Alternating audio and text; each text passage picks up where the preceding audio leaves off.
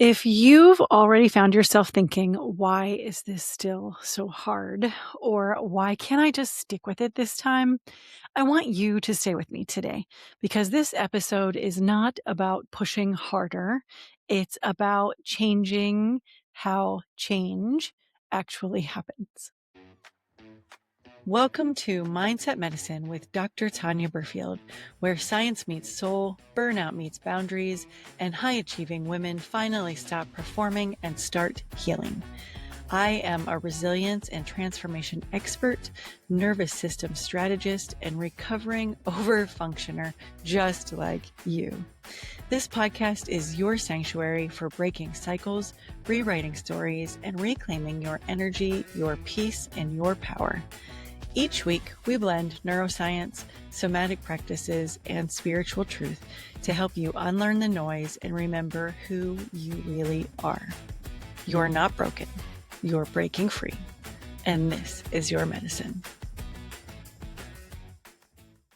Hey, friend, before we go anywhere today, I want us to slow down just a little, and I want to do it together. Because if you are anything like the women that I work with, or honestly anything like me, you are very good at pushing forward before your mind and your body have actually caught up, before you've really integrated the work that you've already done.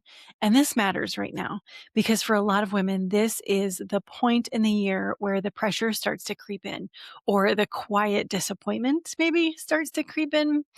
So the part where resolutions begin to feel heavy instead of hopeful. This month, we are not chasing change. We are not doing it. We are preparing for it.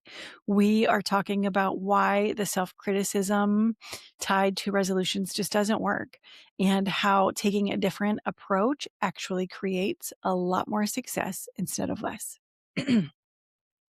If you caught it, the first episode in January, we started with rest. So Yoga Nidra to help the body soften and the mind quiet enough to receive something new. Then in the second episode of January, we moved into acknowledgement and surrender, telling the real truth about how things actually feel, and letting go of this constant need to control the outcome. And so now here we are, ready to create some shifts, because rewiring is the third phase of the mindset method, is where change is actually possible. Rewiring is not about connecting electrodes to your brain or zapping your synapses. And it definitely does not come from effort alone. It comes from capacity. So when the body is tense, the mind races. When the mind is critical, the body braces. So before we can talk about how to rewire, we need to understand why this step comes now. Rewiring only works when your system, your mind, your body, your emotions feel safe enough to try something different. Not perfect. They are never perfect. They're just different. From a neuroscience perspective, our brains are wired to repeat what's familiar, not what's healthy, what's familiar, until we show them something new, gently and consistently. Rewiring is not about becoming more disciplined. It's not about fixing your thoughts or forcing positivity. It is about interrupting automatic patterns and giving yourself a choice. From a mindset perspective, it's moving away from the I should be better and toward the I'm allowed to choose differently. Sometimes it's even simpler, just questioning what actually makes you feel supported, what makes you feel healthy, and what makes you feel whole. From a body perspective, it's learning that change does not equal danger. And this is where so many New Year's resolutions will fall apart.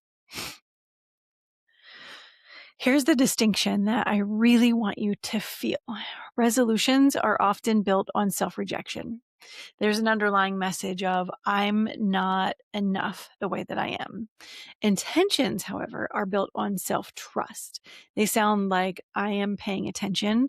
I want to relate to myself differently.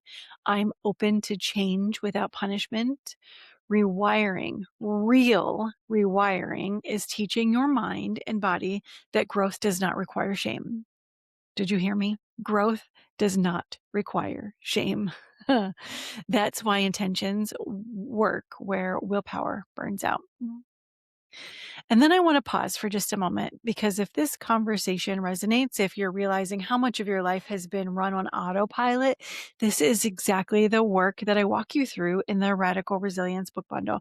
It's not just a book, it's a guide for rewiring how you think, how you respond, and how you relate to yourself through mindset work and body practices and reflection that you can actually integrate. So you can find that bundle over on my website, www.drtanyab.com, and it's there whenever you are ready to go deeper.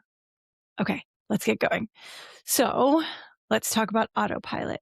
So many of us are living here quietly, habitually, probably without even realizing it. We're doing what's expected. We are meeting needs. We're checking boxes. We are getting through the day on muscle memory.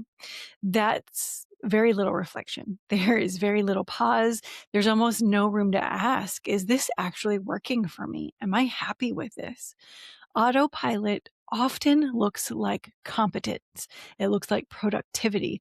It looks like being the one who holds it all together. Does that sound familiar? But inside, it can feel flat and numb and exhausting, like you're moving through your life without really being in it. And I want to be clear about this.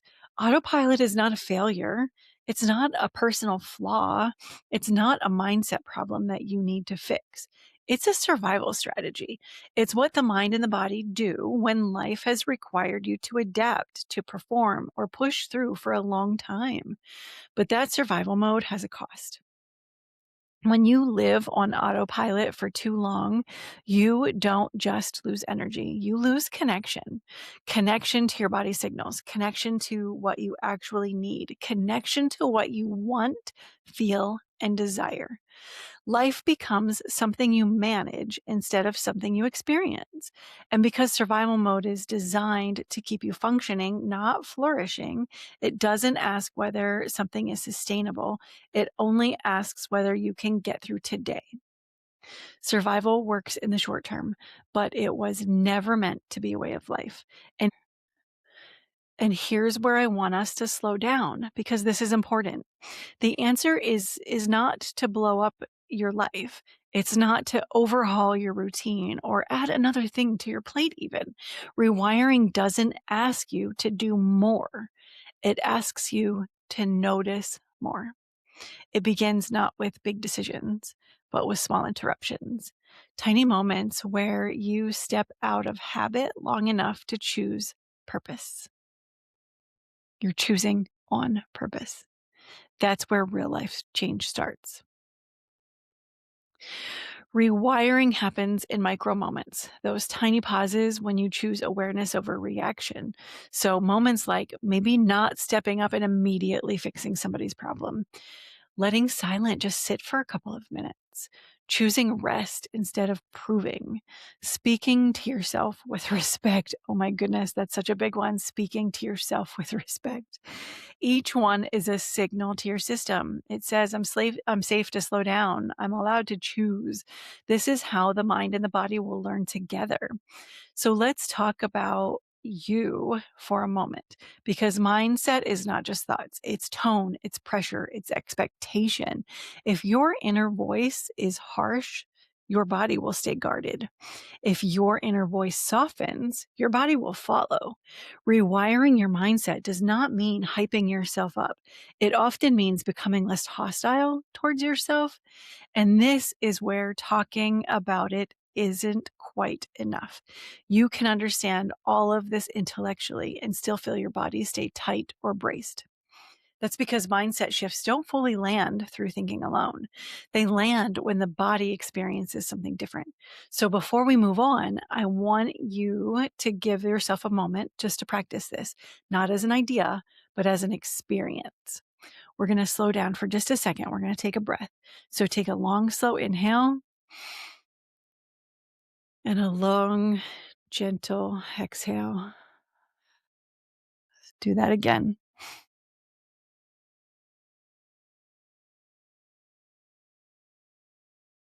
And as you continue to do that for just a few minutes, I want you to notice what your body is communicating, not what it needs to do, but what it's experiencing, what it's feeling.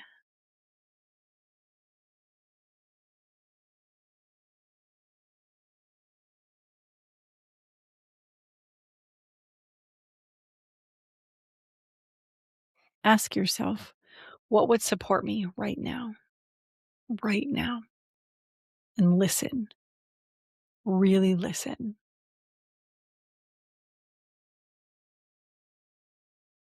Don't judge what comes up.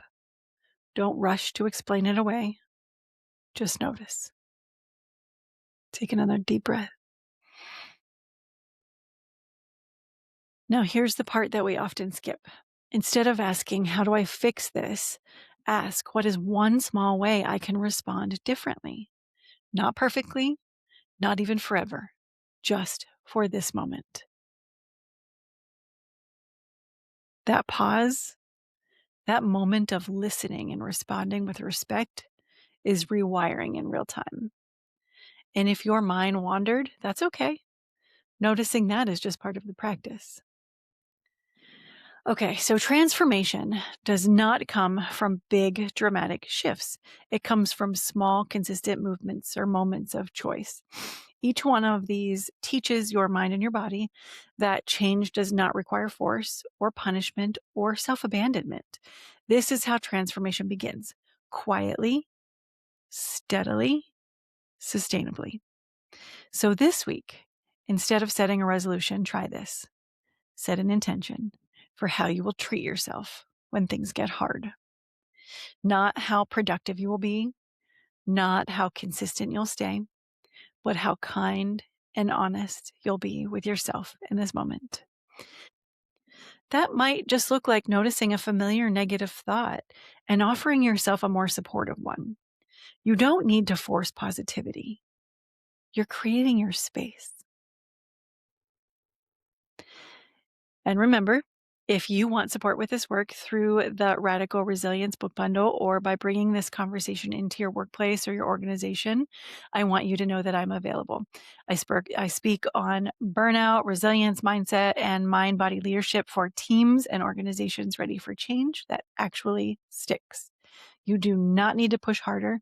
You need a different approach, and you're already on your way. Until next time, I love you.